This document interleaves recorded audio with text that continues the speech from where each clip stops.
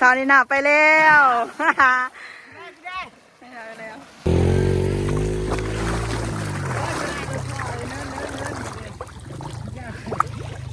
ไข่สิครับเมืองมาดาเลยเด้อ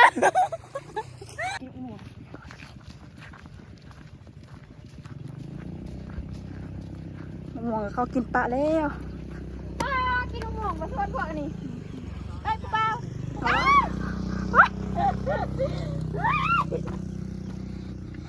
เขาสิพาทุกคนอย่างเลาะไหนาทุกคนแต่ว่าไม่ไหนาอะไรมาเลาะแอบอ้างอยู่บรรยากาศคือดีแฮงฝั่งนี้เป็นทงไหนาเขียวฝั่งนี้เป็นนองน้ำพี่น้องเอ้ยน้าแท้งามว่ะอันนี้เขาว่าข้าวนาแซงยักษ์ไปอีกเขาปลูกอันหมกโมเหมือนกันแล้วก็หมักซาลีก็มี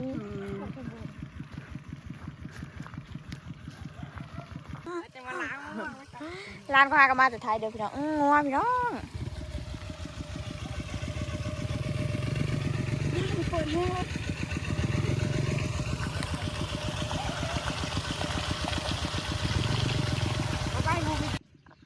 เมืองจำพรบ้านหัวหมักยาวยินดีต้อนรับนี่สบายดีจ้าพ่อแม่พี่น้องพบกับฟังนีนาสาวหัวยางจ้าตอนนี้กะคอยยังอยู่บ้านหัวหมักยาวอยู่เด็ดโคนเพราะว่าคอยสิยังอยู่ซอยเวียซอยงานอยู่พี่น้องเก็บโต๊ะเก็บตังล้างทงล้างถ้วยกันยังบ่ทันล่าตอนนี้นะนี่ยังอยู่ที่บ้านหัวหมักยาวคือเก่าแต่ว่าคอยสิพาทุกคนไป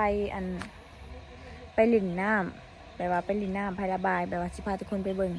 บรรยากาศเลยเนาะทุกคนตอนนี้ก็เป็นเวลา5 โมงแต่เป็นกำลังเหงี่ยตาไปเบิ่งบรรยากาศกันเลยเนาะทุกคนระหว่างทางตอนนี้เรากำลังสิไปนะพี่น้องอันสาว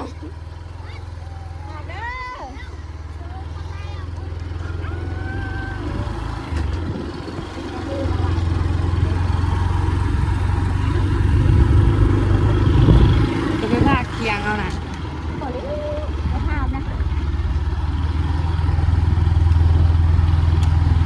ตลอดนะเขาจะไปกันไปแบบไปธรรมดาคือ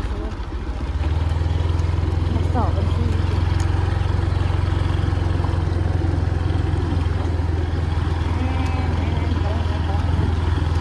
อยู่บ้างคือเด็กถึงมาทำหมดหลักสามแบบแท้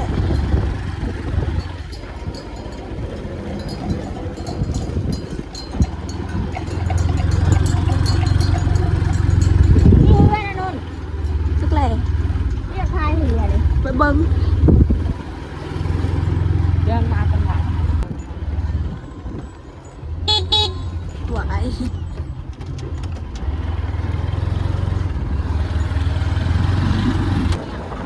ตอนนี้กำลังเดินทาง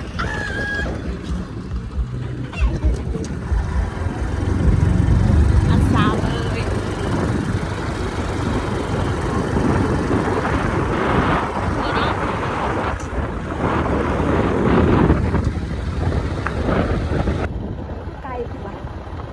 มันมี0.5กับธรรมดา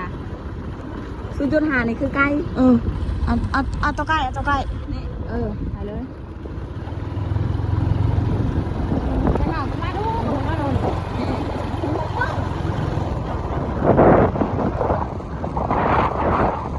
สนามเสริม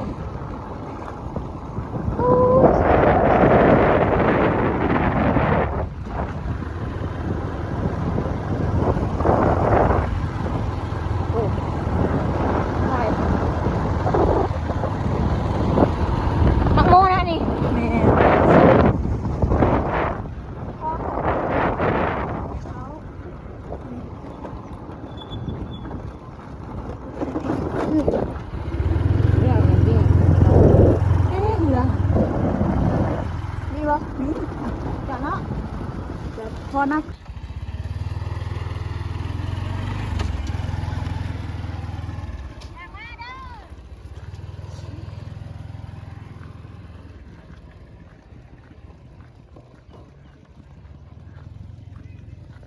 ตอนนี้ฮะสิพากันไปใส่ลงพายเรือจ้าคอยตื่นเต้นแฮงทุกคน ราะว่าคอยสิได้พายเรือจ้าบรรยากาศโคตรงามเลยทุกคนบ้างพาอย่างนี้นะพาชมบรรยากาศบ่หูสิได้ลงดินหรือเปล่าเพราะว่าญาติปีนจับโอ้ยเขาขึ้นเรือเดินเหรอไงขาดอีกแล้วนะโอ้ยกูก็ถูกยางมาบ้านบุมีดีได้ปะบรรยากาศงามๆเป็นอะไรงามเนาะอันนี้ก็คือลูกนะสาวพี่น้องลานจะแม่ใส่แรดน้องเอ้ยคอยอยากถีบน้องๆมาน้องกันเที่ยงกันสุดทางจะไม่อยากเอารถไปก่อนบ้านเมืองป้าพี่น้องอยู่นี่นะมันมีนาแซงนำเนาะเพราะว่ามันติดกับพายเขาเอิญพายอย่างบานจะเอิญถ่ายเปาะพายเปาะมี2สื่อเลยวะกับพายระบายพายเปาะกับพายระบายพี่น้องเวลาคือย่ำแรกสิเขาสามารถดูดน้ำใส่ให้นานใหญ่เบิ้งเขาสิปิดนะสิจะเบิ้งนี่ก็คือเขานาแซงคอยสะอ้อนสะอ้อนพี่น้องบ้านก็มีบอลเดียวเขาสิพาทุกคนอย่างเลาะไหนาทุกคนแต่ว่าไม่ไหนาอะไรมาเลาะแอบอ้างเฉยๆบรรยากาศพอดีแฮงฝั่งนี้เป็นทงไหนาเขียวฝั่งนี้เป็นนองน้ำพี่น้องเอ้ยน่าแท้งามว่ะอันนี้เขาว่าข้าวนาแซงเนี่ยกูไปอีกเขาปลูกอันหมกโมเหมือนวะแล้วก็หมักซาลีก็มี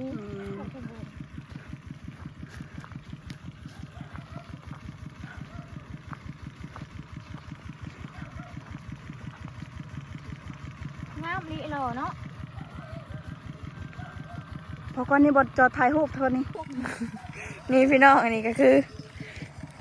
ตะเวนไก่ตกดินธรรมธาตุป้าพักเกษตรทุกคนมาเบิ่งเขาจูบน้ำมาแล้วก่อนอันนี้ก็คือเงาเราเอง2 คนเนี่ย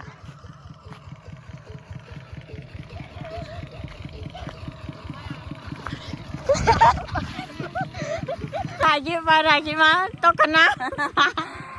ก็เริ่มมาหนังถ่ายคลิปเลย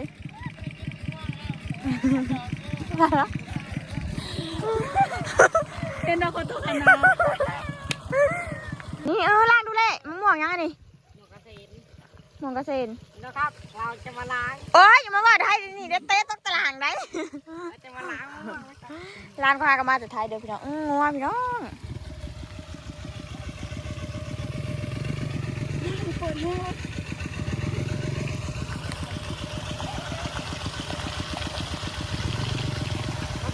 คือสวนหมกโมป้าทุกคนแต่ว่านี่ใช่หมกโมก็เป็นจากหมากเป็นกำลังเป็นดอกป้าแต่กำลังอายุแต่กำลังเป็นดอกขาดอะไรเนาะสมบูรณ์แหงอีกทุกคนอันนี้คือหุ่นไล่กากลางแขวนก็พาลาแฟนกลับมาหูขี่นี่มูมีไปหรอกป้านี่มาถ่ายรูปอยู่ในกระซิบน้ำพอแล้วส่งออกไปนี่ส่งแม่น้ำนี่ย่างต่อ50 ไปกินหัวเนาะนี่เนาะย่างอ้อมมาแบบสเลยโป่งหอมเลยคามิกโมนี่คอยสิลงซื้อของโมทุกคนมันบ่ทันเป็นหมามิแต่ดอกบรรยากาศดีแฮงเลาะทงบ่เคยหล่ออยู่กับบ่เคยหล่อจักเถื่อนเลยถ้าฉันไม่มาเธอก็ไม่เลาะใส่ไหมกูได้ทางไหนว่าทางใครยังสิไปอยู่พี่น้องคือนี่เคยถ่ายแล้วเนาะบ้านเนาะเนี่ยบ้านหงบักเงาเดี๋ยวสิพามาเบิ่งไปทางนี้เนาะชุดใจหัวบ้านยังมาเบิ่งกันเลย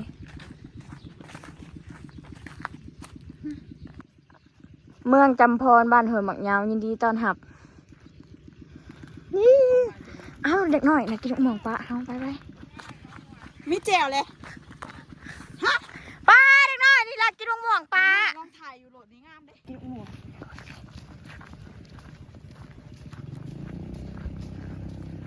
มองเขากินปลาแล้วปลากินหมองมาชวนพวกนี้ได้กูเปล่า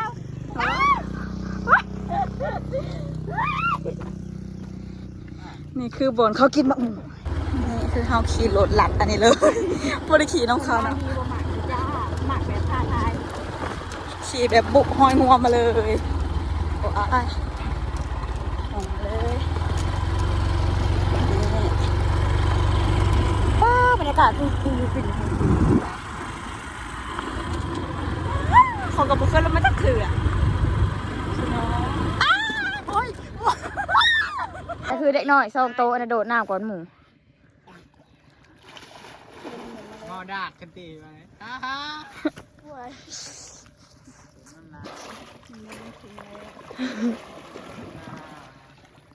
คือกูนี่กูย่อมแค่นี้กูก็ย่อมร้องถ่ายหูป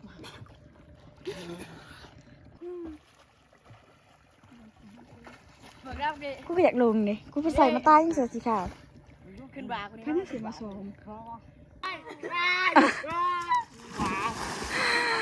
ตื่นเลย เลิกบ่สาวนี่น่าจะขึ้นมาแล้ว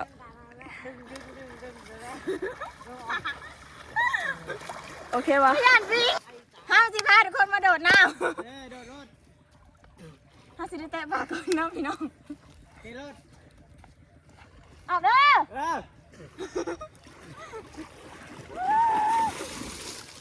มาโดดแข่งกันเลยไปก่อนจ้าค่ะโดดลงนี้ สาวนี่น่าไปแล้ว ได้ ไม่ได้แล้วเร็วเร็วเร็ว รอด ว้าวบอกเขามา โดดความคอเลย กูอยากไปตรงนี้ดิ เอากลับไป อ้าวดูในไฟสูในไฟน่ะเดี๋ยวบอก เฮ้ย พร้อมกันเลย กลัวดิเล่นเล่นคนเดียวกูจะเป็นได้นะ ขึ้นเลยกะตีละการลงมากระคักนะสาวนี่น่าปิดต่อแล้วบ่ได้มันสิมีแง่มไงกับปิ้นแง่มมันฮะปิดบ่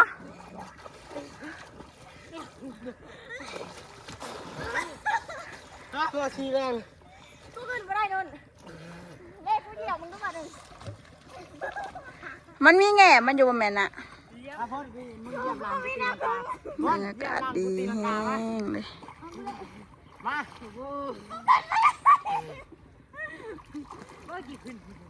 พี่สิวคนลงน้ำมือนี่เลย โทรศัพท์เขาตายได้เฮ้ย บ่ตายกันน้ำอยู่แล้ว บ่ลงนี่มึงจะนี่มึงเอามือกองพบน้ ก็ขี้คายเต็มคอ ำพอเลยได้ อย่าเผา โอเค เรียกหนามอะไรวะ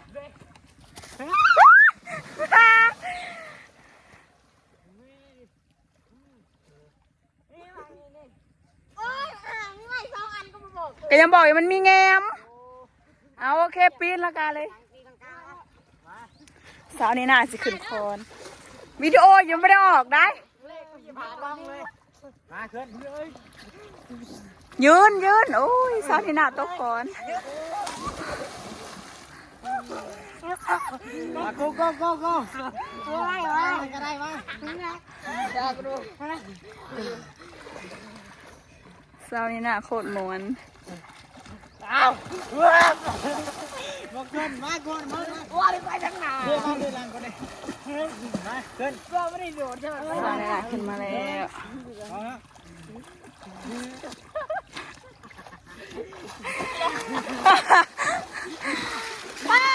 พี่น้องคอยมาเต้แต่เป็นยังมาทันตกดินตอนนี้จนตกดินแล้ว เตรียมสิมืออะไรทุกคน ไปมือไป มาเลยมาเอา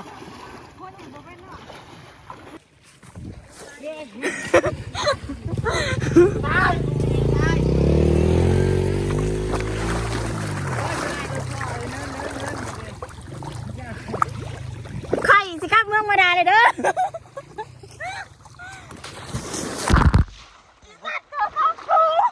ตอนนี้กำลังสิมือ